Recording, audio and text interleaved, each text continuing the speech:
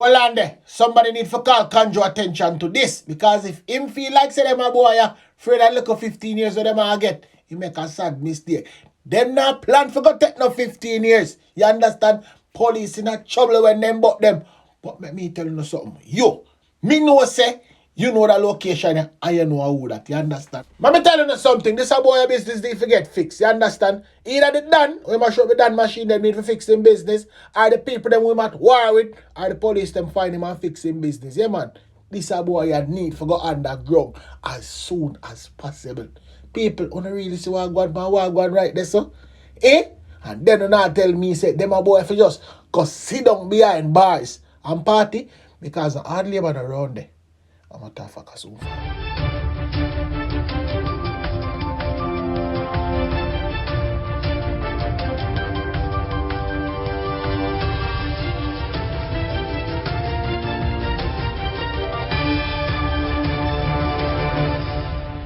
Welcome back to MyView TV, the people's platform, the home of undiluted news, reviews, updates, and your daily dose of entertainment.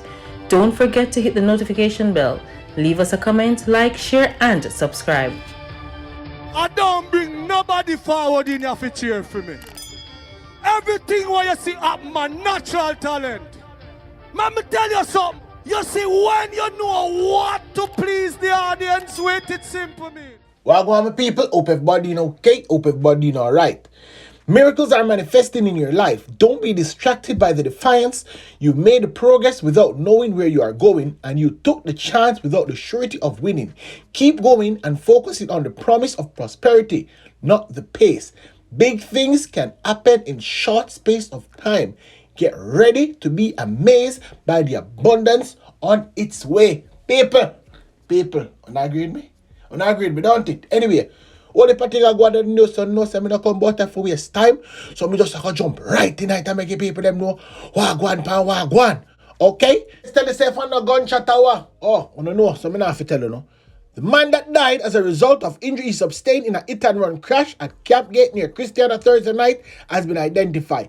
He is 65-year-old Errol Lindsay, a mason and a resident of Succeed District in Christiana. A police report said that about 7:45 p.m., Lindsay was found lying on the roadway with injury consistent with that of being mowed down by a motor car. It could be a truck too, you understand? He was taken to the hospital, and guess what, people? Him dead a little bit after. You understand? One only person thing go and cause another little accident go on, area. At least 10 people are nursing major injuries following a 4-vehicle crash along the Lacovia Main Road in St. Elizabeth yesterday. The vehicle involved, guess what? A taxi. Taxi always have involved. And 3 private motor vehicles. Report reaching our news team that about 6 p.m. the taxi collided with a motor car, causing it to overturn and hit 2 other vehicles before coming to a stop. Our news team understand that one of the private motor car was being driven by a senior police officer. Yeah, people, you not really get no scratch up on nothing like that. But the rest of people, them, got right up at the hospital. Anyway, hold on there now, people, something don't look right. You understand? They on the crime scene and we see the farmer, Gavi Monsieur, high school teacher. I'm going to tell you something. It look like a hang him up. You understand? It don't look like, say, him dealing that himself. Look like, say, them hang him right there, so. But the people them on the crime scene say this.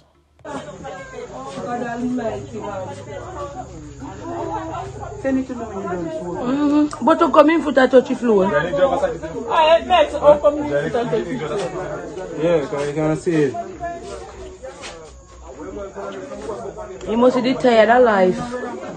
From you hear the audio, you know say me have the video. You understand? So if you never get to see it yet, you can forward and come look on it. You understand? But me need to talk to the people them now. Public service announcement. Seek a friend before you need a friend. Yeah, man. You may talk to. Yeah, man. Nobody take your rope feet. You understand? Rope is not the hope. Don't take the rope feet. None at all. All heap of people me know I'm going to take your rope this year, you know. But seek a friend before they need a friend. Watch it make a move on with the news. Me say people drama down on the grill. Bikey taking gun and beat some shut off a bikey. You know want to know why? I'm a tough fact. Me not even ask, so me I gotta tell you now. A bike rider was attacked, shot and injured by another as he rode his motorcycle in Negril, Westmoreland, Wednesday night. The injured man, who is a 36-year-old, has since been admitted in hospital Police told our news team. Report reaching our news station that the incident happened at about 7 p.m. The now injured man was riding his motorcycle when he was attacked by a man on another motorcycle, opened gunfire at him. The victim narrowly escaped being shot but fell from his motorcycle. He got up and ran but was chased by the gunman who shot him several times before what, people? Riding away. Yes, people. Injured man was assisted to the hospital where he was treated and admitted in serious condition. Police say with them got a boom and circle the crime scene. Yes, a 6 case in them pick up. And guess what? No motive has been established for the shooting. And biking I really want tax because biking just skip back on the road, man. Me a plot my revenge. Fix me, I go fix him business. When me come out here, and speaking of business who get fixed. Remember the $100 war? Let me tell you who then charge now.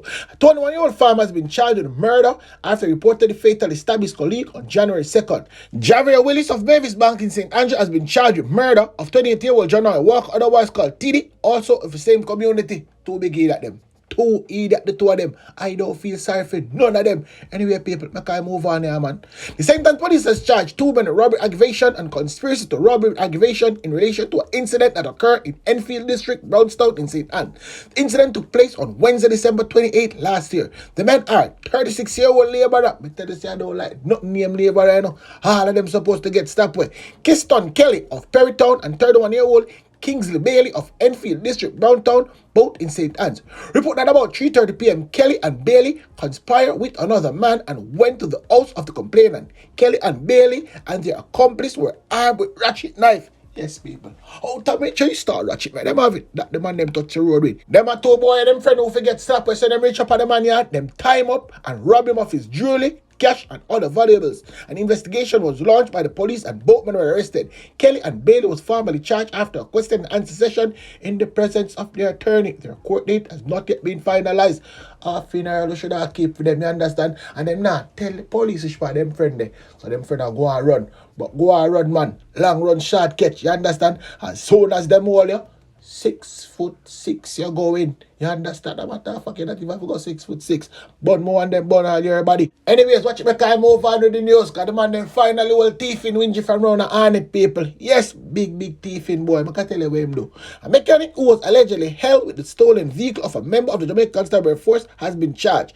Charged with last name of a motor vehicle and receiving stolen property is 40-year-old McGill Francis, otherwise called Wingy, who is of an Arnett garden address in St. Andrew. The police reported about 3:50 a.m. on Friday, December 23rd last year, a Toyota Probox motor car was stolen from the Greater Portmore St. Catherine home of a member of the Jamaican Constabulary Force. The police said the vehicle was later recovered at Francis' premises. We call thief in boy Wingy, you understand? He was arrested at about 9:50 a.m. on the same day, and according to the police, he gave a caution statement as to how he came into possession of the vehicle. Francis was formally charged on Tuesday, January 3rd, and is scheduled to appear before the St. Catherine Parish Court on Friday, January 13th. Funeral should have keep over St. Catherine for him. Funeral this a boy you should have get. Hold on there now, people, because the MP and the party are trying to distance themselves from the brother. But them can't do that. Cause remember good that them and they show news, you know? You understand? The same news them show, when you use it, do things. Let me tell the people them are going. 56-year-old Robert Chin, brother of Michael Phillips, MP, Peter Phillips' son, yes, has been charged in relation to the $90 million cocaine bust at the Norman Manley International Airport on Monday, January 2nd. Report reaching our news team that about 7 a.m. Chin, who is of a Moan address in Kingston, was attempting to board a departing flight to the United States of America but managed to evade arrest after the drugs was detected in a suitcase assigned to him. A search of luggage was conducted and the illicit drugs with an estimated value of US $600,000, yes, people, was found. Chin was later arrested about 6:30 p.m. the same day. Chin has been charged with possession of cocaine, dealing in cocaine, attempting to export cocaine, and conspiracy to export cocaine. He is scheduled to appear before the Kingston and St. Andrew Parish Court on Friday, January 6th. So all you see, the vice president that try to distance himself from him brother, him can't do that, you understand? Them man, they are big contributor to the party. Yes, big contributor. But I still want to know, how is it that him evade arrest? Feel like you don't want to take people for food. You don't feel like say never that come out, you know. You need to try cover it up, but boom, see that now, it gone to the public. Anyway, people, guess who not coming on news a long time?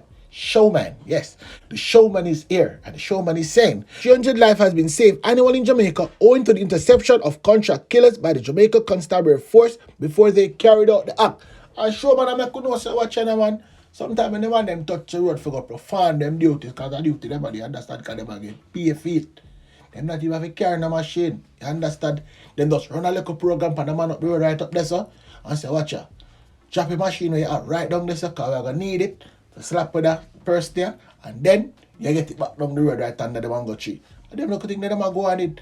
And making us a lot woman. Yeah, a matter of fact. This was showman officer. We do what we consider to be threat to life response, where the police, based on intelligence, and I'm talking about credible intelligence, would target hardened individuals who were marked for death. In fact, every year we on average, we prevent by proactive response over 300 persons from being killed. Between 2017 and up to 18th of October, I think I was looking at some of the what I call more high value targets and their activities. Mm-hmm. And we have arrested 63, and well, whether it's unfortunate or fortunately, 15 were fatally wounded by the police. And these people are what I consider to be contract killers. Right across the board, right across the classes. Business people do that.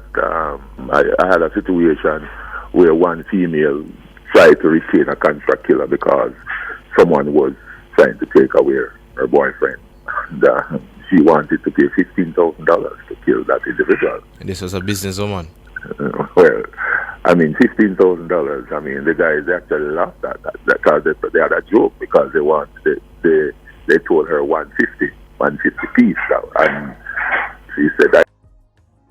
What I can say is that these guys have unique ways of transporting their firearm. When they are going to do an act, they do not necessarily travel with a firearm. They will go to the location. The firearm is already secured at a place, so they know who to contact, where to contact.